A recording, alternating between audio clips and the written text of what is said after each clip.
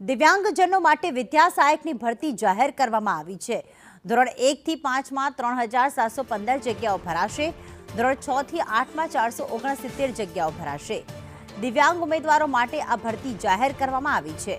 1 થી 10 એપ્રિલ સુધી અરજી કરી શકાશે। હિરેન, વધુ શું વિગતો મળી રહી છે આ ભરતી પ્રક્રિયા માટે? તો આજે શિક્ષણ વિભાગ દ્વારા આ ભરતી પ્રક્રિયા ફરીથી શરૂ કરવામાં આવી છે, જેમાં લગભગ 4000 જેટલી જગ્યાઓ પર વિદ્યા સહાયકોની નવી ભરતી જાહેર કરવામાં આવી છે। ગુજરાત હાઈકોર્ટમાં સરકારે અગાઉ કહ્યું હતું એ પ્રકારે ખાસ કિસ્સામાં દિવ્યાંગોની જે ભરતી પ્રક્રિયા ચાલી રહી છે એ અંતર્ગત 1 એપ્રિલથી 10 એપ્રિલ સુધી લાયકાત ધરાવતા એટલે કે જે દિવ્યાંગતા છે અને સાથે ટેટ પાસ છે, ટેટ 1 અને ટેટ 2 પાસ છે એવા ઉમેદવારો આની અંદર લાયક ગણાશે। માત્ર ને માત્ર જે દિવ્યાંગતાની કેટેગરી છે A, B અને C આ 3 કેટેગરીના ઉમેદવારો માટેની અલગ અલગ જે જગ્યાઓ છે એના માટેની ભરતી પ્રક્રિયા શરૂ કરાઈ છે।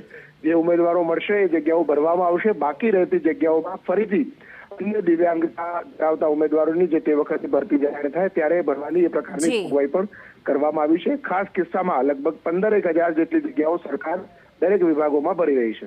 આભાર હિરેન, તમામ માહિતી માટે।